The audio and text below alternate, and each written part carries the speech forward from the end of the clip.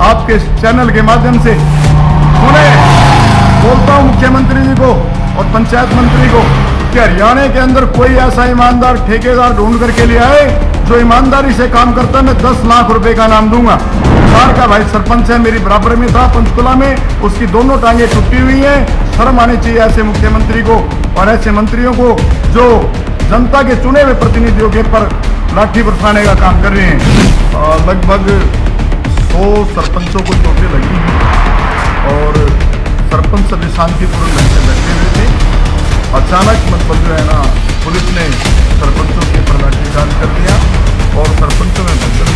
मेरे सिर के अंदर भी बहुत जबरदस्त एक कोई डंडा मुझे लगा, जो कि मुझे 3 घंटे के बाद होश आई और मेरे सरपंच साथियों ने मुझे अस्पताल में भर्ती करवाया।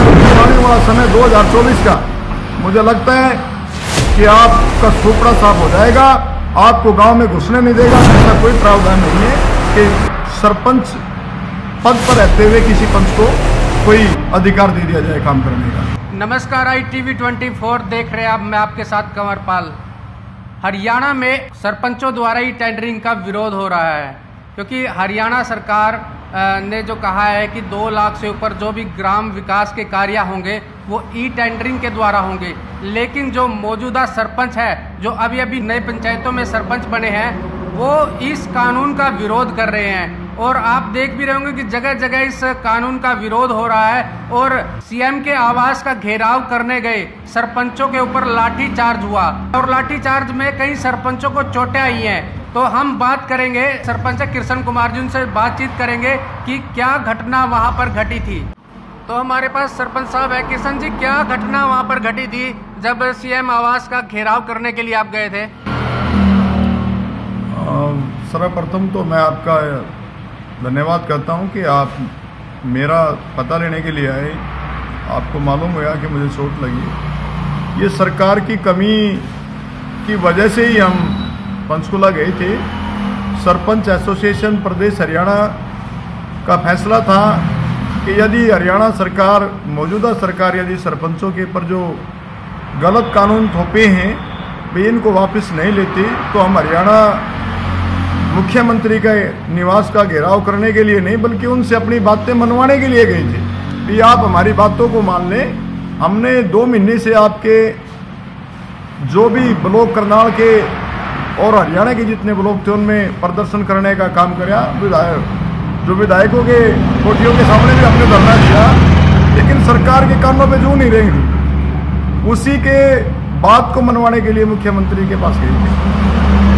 जो उस दिन आप घेराव करने के लिए गए थे, प्रदर्शन करने के लिए चंडीगढ़ गए थे, तो क्या घटना हुई कि लाठीचार्ज पुलिस को करना पड़ा?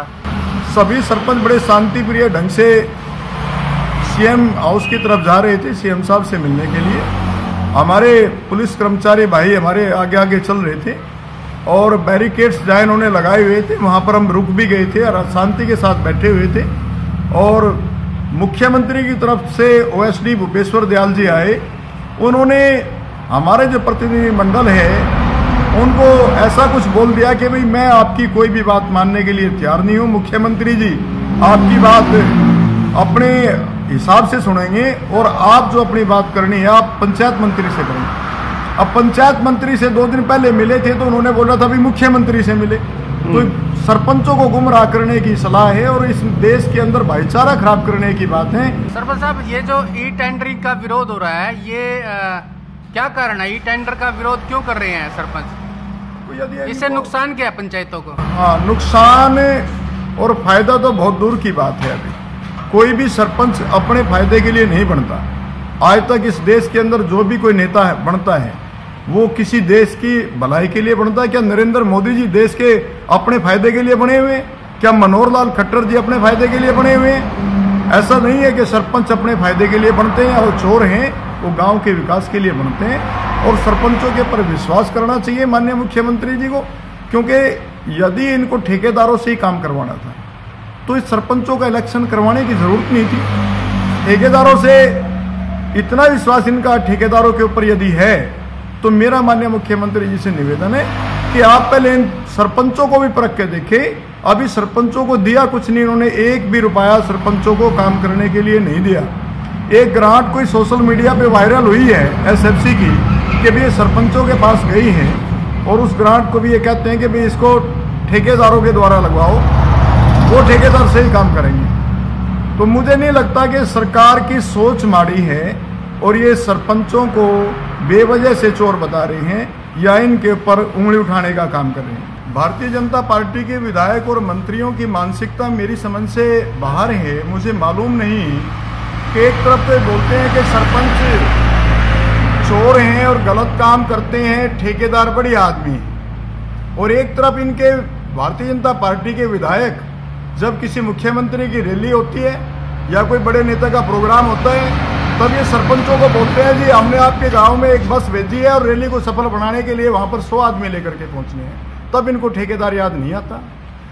जब किसी विधायक का जन्मदिन होता है तब ये सरपंचों को अपनी कोठी पर बुलाते हैं और मीटिंग करते हैं और उनको बोलते हैं भी सभी सरपंचों को विधायक के जन्मदिन पर भाई 100 200 बधाई के लिए बोर्ड लगाने हैं। ये हमारे अरविंदर कल्याण जी विधायक घरोंडा से हैं, इन्होंने पीछे सभी सरपंचों को बुलाया और कहा कि भाई सभी सरपंच विधायक के जन्मदिन पर बधाई के अपने गांव के अंदर सड़क के पर बैनर लगाएंगे, पोस्टर लगाएंगे। तो मैं एक तरफ तो विधायक जी कहते हैं भी कानून ठीक है और एक तरफ सरपंचों को कोठी पर बुला करके उनसे बोर्ड लगवाने का काम करते हैं। तो इनकी मानसिकता मुझे लगता है खराब है। ठेकेदारों को बुलाना चाहिए था वहां पर सरपंचों की बजाय। मुख्यमंत्री का जब कोई प्रोग्राम होता है मुख्यमंत्री को निर्देश देना चाहिए कि वो ठेकेदारों को बुलाए, क्योंकि ठेकेदार तो ईमानदार हैं, सरपंच तो बेईमान हैं। सरपंच सदा से बेईमानी करते आए हैं और ठेकेदार बड़े ईमानदार हैं। मैं आज भी इस आपके चैनल के माध्यम से उन्हें बोलता हूं मुख्यमंत्री जी को और पंचायत मंत्री को कि हरियाणा के अंदर कोई ऐसा ईमानदार ठेकेदार ढूंढ करके ले आए जो ईमानदारी से काम करता है। मैं 10 लाख रुपए का नाम दूंगा। कोई भी विधायक, कोई भी मंत्री, मुख्यमंत्री हरियाणा के अंदर एक ईमानदार ठेकेदार जाए और मैं उसको 10 लाख रुपए का नाम दूंगा।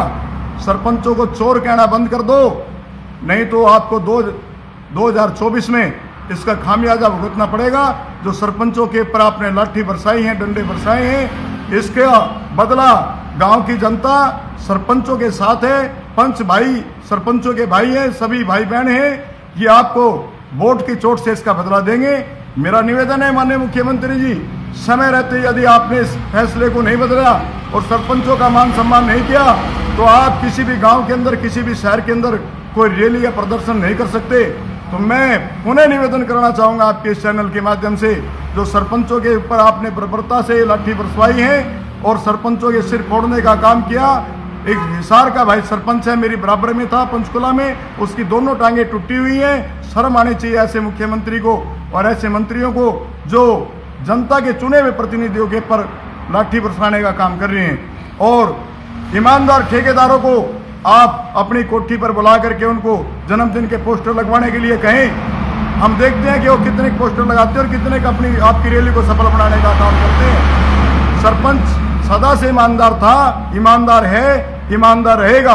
अगर कोई सरपंच गलत काम करता है या किसी ने सरपंच ने गलत काम किया है, आप उसके खिलाफ कार्रवाई करिए।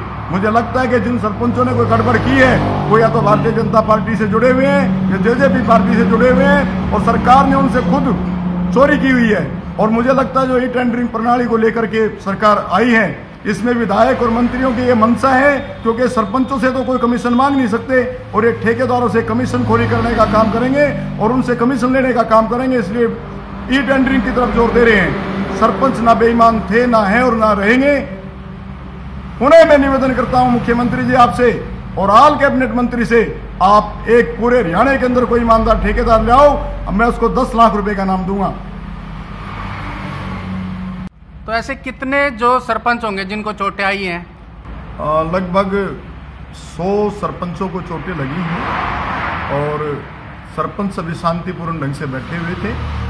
अचानक मतलब जो है ना, पुलिस ने सरपंचों के ऊपर लाठीचार्ज कर दिया और सरपंचों में भगदड़ मच गई। मैं भी वहीं पर था और ऐसी बात नहीं है, सभी पुलिस कर्मचारी भी बहुत से सरपंचों का साथ दे रहे थे। मैं ये भी कहूँगा कि पुलिस कर्मचारियों ने, माननीय एसपी साहब ने मेरे कहने से स्वयं सरपंचों को पानी पिलाने का भी काम किया है। मैं ये नहीं कहूँगा कि वो गलत हैं, कहीं ना कहीं मतलब जो है ना, सरकार के दबाव में आकर के सरकार ने भूपेश्वर दयाल जी ने या मुख्यमंत्री जी ने पुलिस अधीक्षकों को आदेश दिया कि सरपंचों के ऊपर लाठीचार्ज करें, तो तभी उन्होंने सरकार के दबाव में आकर के सरपंचों के ऊपर लाठीचार्ज किया। और मेरे सिर के अंदर भी बहुत ज़बरदस्त एक कोई डंडा मुझे लगा, जो कि मुझे 3 घंटे के बाद होश आई। और मेरे सरपंच साथियों ने मुझे अस्पताल में भर्ती करवाया। नवीन जैन जी का मैं धन्यवाद करना चाहूँगा। और रोहतक के कुछ सरपंच साथी भाई थे जिन्होंने मुझे अस्पताल तक पहुँचाया। जो मेरे साथियों ने मुझे बताया, सतपाल शर्मा जी या अन्य और करनाल के जो साथी थे, उन्होंने मुझे बताया कि आप जो है ना बेहोश हो गए थे। आपके ऊपर कितने डंडे बरसाए गए?